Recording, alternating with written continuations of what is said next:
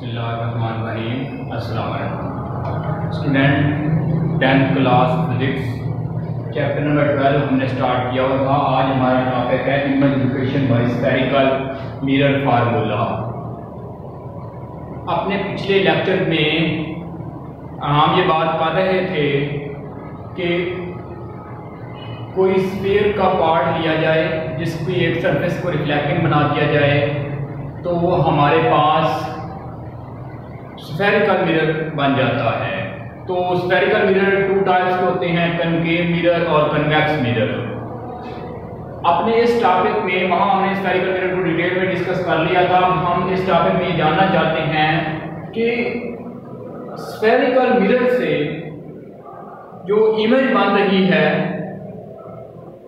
उसकी लोकेशन या उसकी नेचर को अगर चेक करना हो तो एक तो हम रे डायग्राम से चेक कर सकते हैं, जो कि मैं अभी आपको बताने जा रहा हूं, और दूसरा हमारे पास एक फार्मूला होता है जिससे हम ये जान सकते हैं कि इमेज वहां पर स्फेरिकल मिरर से यानी कन्वेक्स मिरर या कनकेव मिरर से कैसा बन रहा है। मैं यहाँ पर कोई कनकेव मिरर की बात करता हूँ। ये मैंने कोई कनकेव मिरर लिया है जिसकी इनर सरफेस रिफ्लेक्टिंग है। क्या यहाँ पर कोई ऑब्जेक्ट ले लेता हूँ, या मैं पहले वैसे आपको बता देता हूँ कि इसका फोकस कहाँ पर बनेगा। देखिए जी, मैंने जो पिछली बातें बताई थी वो ये थी कि जब भी यहाँ कोई ऐसी लाइट रे आ रही है जो कि प्रिंसिपल एक्सिस के पैरेलल है, तो वो कोई जितनी भी रे हैं वो आफ्टर रिफ्लेक्शन किसी एक पॉइंट पर कन्वर्ज कर रही होंगी, और उस पॉइंट को हमने फोकस का नाम दिया है, जिसको हम कैपिटल F से डिनोट करते हैं। मैं डायग्राम थोड़ी बड़ी बना देता हूं ताकि आप इसको ज्यादा बेहतर तरीके से समझ सकें। कोई ये दो लाइट रे हैं जो कि प्रिंसिपल एक्सिस के पैरेलल हैं। जब ये यहाँ से रिफ्लेक्ट करेंगी तो ये किसी पॉइंट पर मिल रही होंगी, जिसको हमने प्रिंसिपल फोकस का नाम दिया है। अच्छा स्टूडेंट, अगर कोई ऑब्जेक्ट लिया जाए जिस ऑब्जेक्ट को लेकर हम ये देखना चाहें कि ये जो मिरर है इसमें उसका इमेज कैसा बन रहा है, तो किस तरह हम चेक कर सकते हैं। नंबर 1 पे मैं कोई ऑब्जेक्ट ले रहा हूँ। मान लेते हैं जहाँ जो मैंने ऑब्जेक्ट लिया है वो कोई एरो है। अब ये कोई लाइट रे यहाँ से पड़ रही है, कोई लाइट रे यकीनी बात है यहाँ पर पड़ रही होगी। तो मैं यहाँ पर आपको समझाने के लिए सिर्फ 2 लाइट रे की बात कर रहा हूँ। एक लाइट रे ऐसी है जो कि प्रिंसिपल एक्सिस के पैरेलल है, और ये कोई दूसरी लाइट रे है जो कि इसके पैरेलल नहीं है। अब ये लाइट रे जब यहाँ पर फॉल करेगी इस मिरर पर तो क्या होगा जी, ये इस मिरर पर फॉल करने के बाद रिफ्लेक्ट कर जाएगी और रिफ्लेक्ट करके प्रिंसिपल एक्सिस के पैरेलल होकर पास करेगी। तो यहाँ ये दोनों रेज मिल रही हैं। मैंने जस्ट 2 रेज कंसीडर की हैं ताकि आप आसानी के साथ इसको समझ सकें। हम अपने नेक्स्ट टॉपिक पे इमेज कैसे बनती है इसको डिटेल में डिस्कस करेंगे। यहाँ पर सिर्फ मैंने ये जानना है कि जो ये ऑब्जेक्ट था उसकी जो यहाँ पर इमेज बन रही है वो स्फेरिकल मिरर पर, उसको मैंने यहाँ पर शो करवाया जहाँ पर ये दोनों रेज मिल रही हैं। अब हम अपने इस फार्मूले में ये बात जानने वाले हैं, या ये पॉइंट जो है ये फोकस पॉइंट था, ये और फोकस पॉइंट से इस पोल तक जो यहाँ P पॉइंट था इनके दरमियान डिस्टेंस है। मैंने अपने पिछले टॉपिक में आपको ये बात बता दी कि इसको हम फोकल लेंथ स्मॉल f से डिनोट करते हैं। और यहाँ तक जो डिस्टेंस है इमेज जहाँ पर बन रही है इस पोल से इमेज तक का जो डिस्टेंस है, या स्फेरिकल मिरर से इमेज तक का डिस्टेंस है, इसको हम Q से डिनोट करेंगे। इमेज के डिस्टेंस को Q से डिनोट करेंगे। अगर मैं आपको डेफिनेशन में लेकर जाऊंगा तो आपको क्लियर हो जाएगा कि इमेज के डिस्टेंस को Q से डिनोट किया जाता है, और ऑब्जेक्ट जहाँ पर पड़ा था इसके और स्फेरिकल मिरर के से जो डिस्टेंस है इसको हम P से डिनोट करेंगे। और हम इसको इस तरह डिफाइन कर सकते हैं कि अगर हमें ये पता हो कि किसी स्फेरिकल मिरर से वो कनकेव मिरर है या कन्वेक्स मिरर है, कोई इमेज बन रही है हमें, तो हम जान सकते हैं कि इमेज की नेचर कैसी है, किस लोकेशन पर है, रियल है, इन्वर्टेड है और डायरेक्ट है, इमेजिनरी है। तो एक तो इसका ये रे डायग्राम है, ये हमें बता रही है कि उसकी इमेज डायरेक्ट है और रियल है। अगर हम यहाँ पर कन्वेक्स मिरर यूज करते तो यकीनी बात थी कि वो इमेज विजुअल होती, वो इसके बिहाइंड द मिरर बननी थी। लेकिन इस रे डायग्राम के अलावा हमारे पास एक और मेथड होता है जिससे हम चेक कर सकते हैं विदाउट डायग्राम कि इमेज की नेचर कैसी है या इमेज की लोकेशन कहाँ पर है। वो हमारे पास मिरर फार्मूला कहलाता है। मिरर फार्मूला क्या है? मिरर फार्मूला को हम इस तरह डिफाइन कर सकते हैं, the sum of the reciprocal of the object distance from mirror and reciprocal of the image distance from mirror and is equal to the reciprocal of the focal length। या वो के हिसाब से हम इसको इस तरह भी डिफाइन कर सकते हैं कि मिरर फार्मूला क्या है? Mirror formula is the relationship between object distance p, image distance q from the mirror and focal length f of the mirror।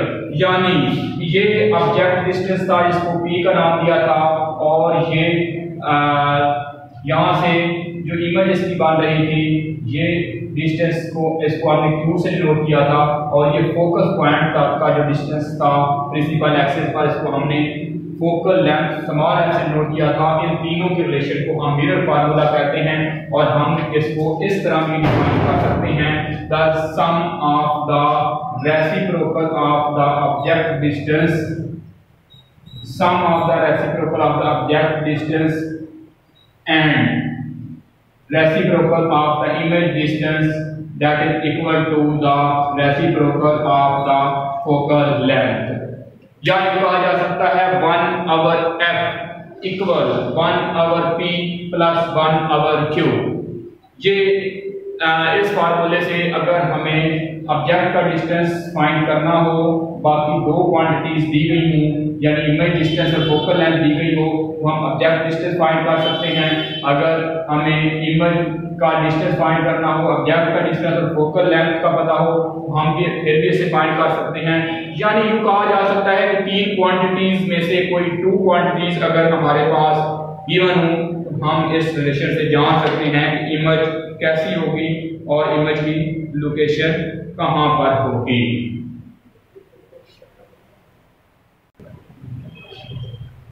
अच्छा, इसके बाद हमारा अगला नेक्स्ट इसका टॉपिक बनता है, इसी टॉपिक का ही पार्ट है, सब टॉपिक है साइन कन्वेंशन।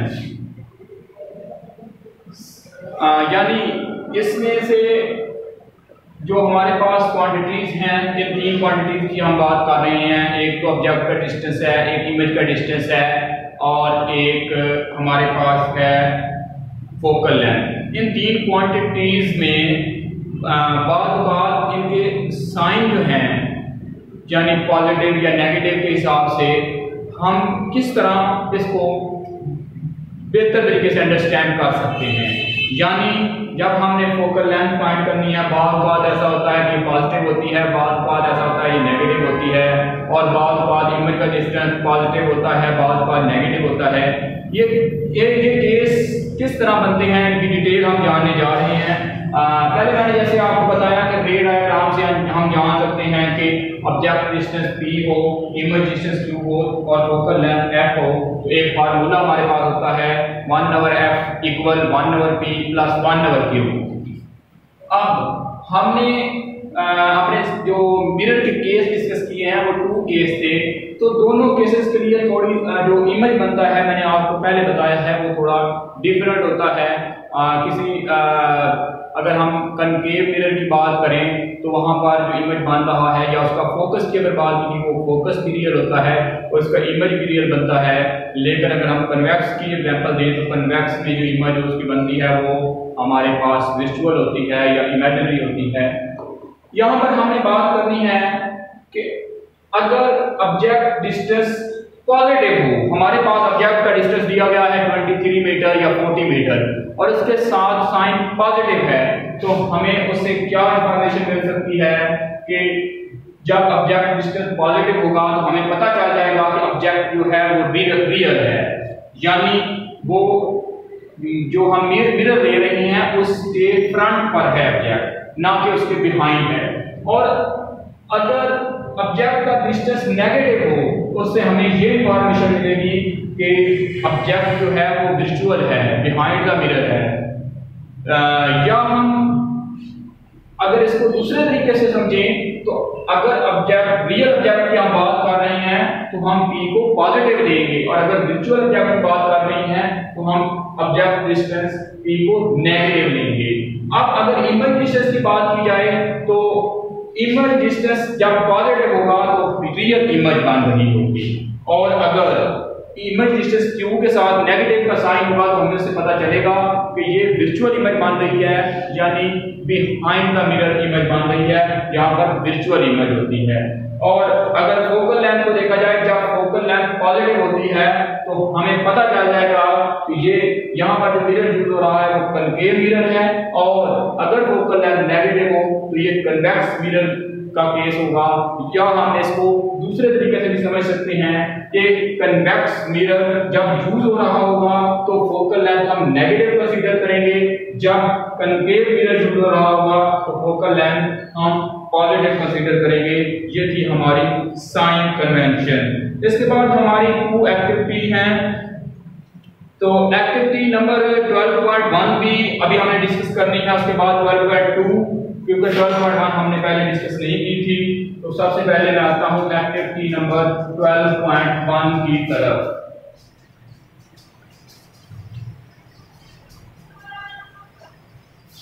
एक्टिविटी 12.1 की अगर बात की जाए, एक्टिविटी 12.1, अच्छा 12.1 में क्या बताया गया है कि कोई कन्वेक्स मिरर या वेल पॉलिश सरफेस स्पून लें।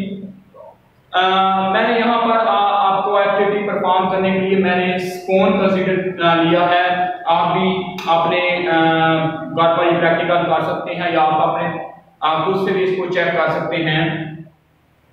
तो इसको हम कोई एक हम ले लें अगर पेंसिल, तो हमने ये बताना है कि चेक करके बताएं कि अगर हम मैंने आपको पहले बताया है कि इसकी इनर साइड जो है ये कन्वेक्स कनकेव मिरर जैसा बिहेव करेगी और आउटर साइड कन्वेक्स जैसा। अब यहाँ पर कन्वेक्स की बात की गई है आपकी एक्टिविटी में, तो हम इसका कन्वेक्स देख सकते हैं कि इस सरफेस जो है ये कन्वेक्स है।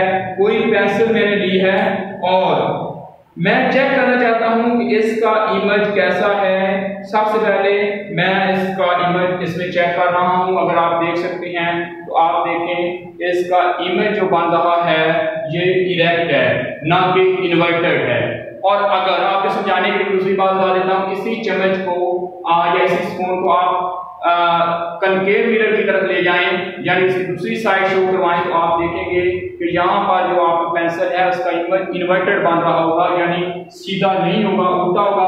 और अगर हम कन्वेक्स की बात करें तो इमेज बिल्कुल सीधा होगा, इरेक्ट होगा।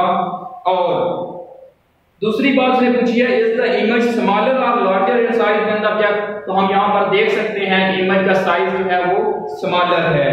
और उसके बाद उसने कहा dub the image because smaller और लार्जर। तीसरी बात उसने कही है कि इस बॉल पॉइंट को या इस पेंसिल को आप मूव करवाएं, move the pencil away from the mirror, इसको दूर ले जाएं और फिर इसके करीब लाएं और आप चेक करें कि क्या इफेक्ट हो रहा है।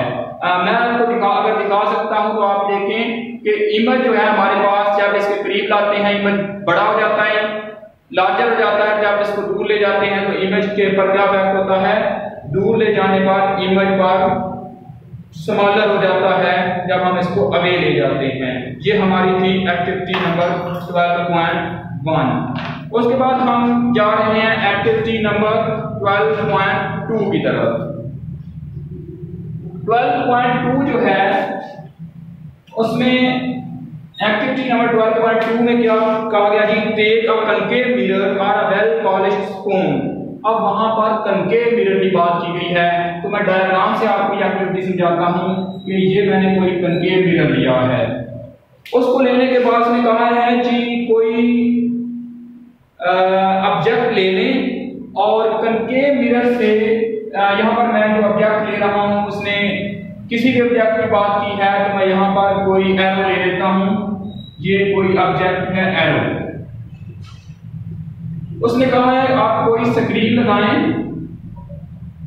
जिस पर इसका ये कनकेव मिरर से इसका इमेज बनाएं और इस स्क्रीन पर इसको ऑब्जर्व करें, यानी लाइट जब इस ऑब्जेक्ट पर पड़ रही होगी तो यहाँ से रिफ्लेक्ट करने के बाद इस स्क्रीन पर या इस वॉल पर इमेज बना रही होगी जिसको हमने ऑब्जर्व करना है। तो सबसे पहले ये देखें, कोई भी मैं इसको थोड़े सा समझने के लिए डायग्राम को थोड़ा सा बड़ा बना देता हूँ। कोई लाइट रे जो कि यहाँ पर प्रिंसिपल एक्सिस के पैरेलल आ रही है और यहाँ पर दूसरी लाइट भी प्रिंसिपल एक्सिस के पैरेलल आ रही है। अब ये दोनों जब रिफ्लेक्ट करेंगी तो यकीनन किसी एक पॉइंट पर मीट कर रही होगी, किसी एक पॉइंट पर जिसको हमने प्रिंसिपल फोकस का नाम दिया है और इसको कैपिटल F से डिनोट किया है।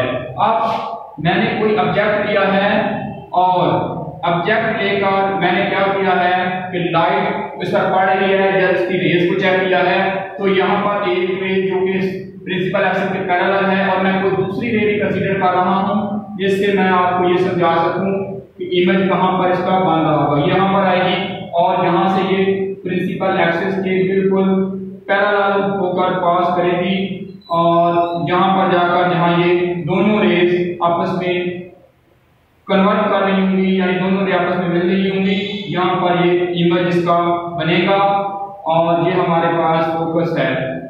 अब यहाँ से आप जरा इसको ऑब्जर्व करें तो ये हमारे पास क्या है, मैं नाम लिख देता हूँ। ये हमारे पास कोई ऑब्जेक्ट है और ये हमारे पास इमेज है जो यहाँ इस वॉल पर बन रही है, जो कि मैंने यहाँ पर कंसीडर की हुई है। ये स्क्रीन मानते हैं इसको, स्क्रीन पर इमेज बन रही है और ये हमारे पास फोकस है, यानी हम यहां से चेक कर सकते हैं कि स्फेरिकल मिरर से जो ऑब्जेक्ट का डिस्टेंस है वो हमारे पास डिस्टेंस बनता है। यहां से चेक करें तो इसको हमने कैपिटल P से डिनोट किया था ऑब्जेक्ट डिस्टेंस को, और ये इमेज डिस्टेंस है इसको हमने Q से डिनोट किया था। इसको मैं Q से डिनोट कर रहा हूं और इसको P से डिनोट किया है। इसके बाद पोल से फोकस पॉइंट तक का जो डिस्टेंस है इसको हमने फोकल लेंथ का नाम दिया था और इसको हमने स्मॉल f से डिनोट किया था, जिससे हमने मिरर फार्मूला डिफाइन किया था जो कि 1/f = 1/p + 1/q था। तो हमारी एक्टिविटी नंबर 12.2 में ये पूछा गया है कि अगर उस ऑब्जेक्ट की स्क्रीन पर इमेज बन रही है तो क्या हम उसकी किसी मीटर कोई टेप लेकर हम ये डिस्टेंस फाइंड कर लें, ऑब्जेक्ट का डिस्टेंस P फाइंड कर लें। हमारी एक्टिविटी में ये बताया गया है कि हमने ऑब्जेक्ट का डिस्टेंस P फाइंड करना है, फिर इमेज का डिस्टेंस Q फाइंड करना है। इन दोनों डिस्टेंस को फाइंड करके क्या हम ये बता सकते हैं कि उसकी फोकल लेंथ कितनी है। स्टूडेंट यकीनन हम ऐसा बता सकते हैं और मैं आपको जरा इसको चेक भी करवा देता हूँ। फर्क करते हैं कि इमेज का ऑब्जेक्ट का डिस्टेंस 1 है तो 1/1 प्लस इमेज डिस्टेंस 2 है 1/2, तो हम जान सकते हैं कि 1/f जो है वो इक्वल आ जाएगा 3/2 के, इसको सम करने पर।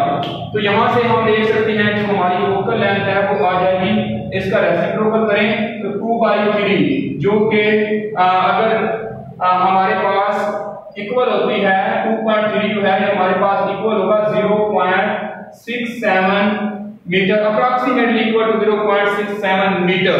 अगर हमने ऑब्जेक्ट डिस्टेंस मीटर में लिया है, इमेज डिस्टेंस भी मीटर में लिया है, तो फोकल लेंथ जो हमारे पास आएगी ये हमारे पास अप्रॉक्सीमेटली इक्वल टू होगी 0.67 मीटर।